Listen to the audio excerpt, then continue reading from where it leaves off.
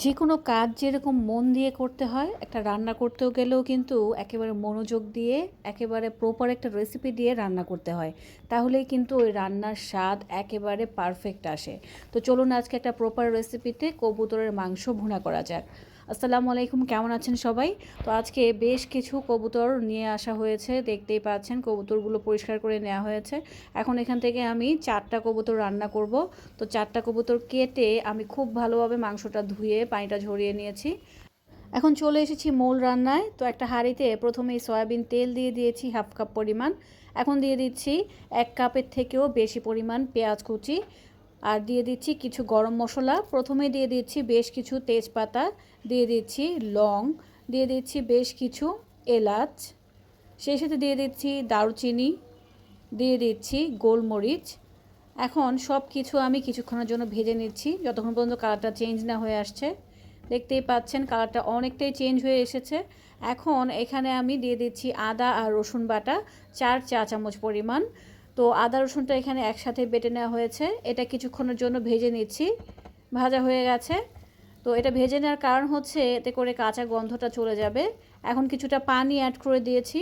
দিয়ে দিচ্ছি কিছু গুঁড়ো মশলা। প্রথমে দিয়ে দিয়েছি স্বাদ অনুযায়ী লবণ, দিয়ে দিয়েছি লাল মরিচের গুঁড়ো স্বাদ অনুযায়ী, দিয়ে দিয়েছি হলুদের গুঁড়ো 1 চা চামচ, আর ধনিয়া গুঁড়ো দিয়ে দিয়েছি 1 চা চামচ। এখন সব কিছু খুব ভালোভাবে মিলিয়ে নিচ্ছি আর ঢাকনা লাগিয়ে কষিয়ে নিচ্ছি যতক্ষণ পর্যন্ত তেলটা উপরে চলে না আসছে।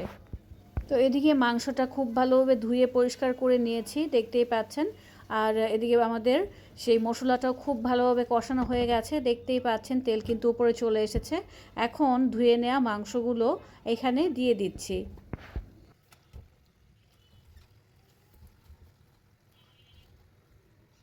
মাংস দেওয়ার সাথে সাথে দিয়ে দিচ্ছি বেশ কিছু আস্ত কাঁচামরিচ, দিয়ে দিচ্ছি বেশ কিছু কুচি করে কাটা পেঁয়াজ। এখন সব কিছু একত্রে খুব ভালোভাবে মিলিয়ে নিচ্ছি আর এটা ঢাকনা লাগিয়ে কষিয়ে নিচ্ছি প্রায় 10 মিনিট। তো এই 10 মিনিটের মাঝখানে এই মাংস থেকে বেশ কিছু পরিমাণ পানি উঠেছে, নিশ্চয়ই দেখতে পাচ্ছেন। তো এটা আরও আমি কষিয়ে নিচ্ছি 10 মিনিট। ফিরে এলাম 10 মিনিট পর, দেখতেই পাচ্ছেন একেবারে কিন্তু মাখা মাখা হয়ে গেছে। তো ঢাকনা খুলে এটা আমি আরও 2 থেকে 3 মিনিট কষিয়ে নিচ্ছি। তারপর কিছুটা পানি অ্যাড করে দিয়েছি। তো পানির কারণে লবণ মশলা সব কিছু মাংসর ভিতরে খুব ভালোভাবে ঢুকবে। এখন এটা আরও কিছুক্ষণ জাল করে নিচ্ছি।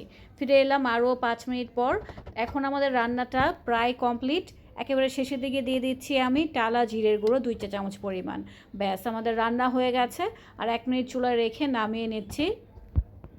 তো এই তো ফিরে এলাম আরও 10 মিনিট পর চুলা থেকে নামানোর পরে। মাশাল্লাহ, মাংসটার কালার এতটা সুন্দর এসেছে আর এত সুন্দর ফ্লেভার বের হচ্ছে। একেবারে মাখা মাখা কিন্তু হয়েছে ভুনাটা, দেখতেই পাচ্ছেন। তো আমি সাথে সাথে প্লেটে কিছুটা মাংস উঠিয়ে নিচ্ছি। আর আপনারা নিশ্চয়ই বুঝতে পাচ্ছেন যে মাংসর টেক্সচারটা কীরকম এসেছে। খেতে কিন্তু অসাধারণ ছিল, আলহামদুলিল্লাহ।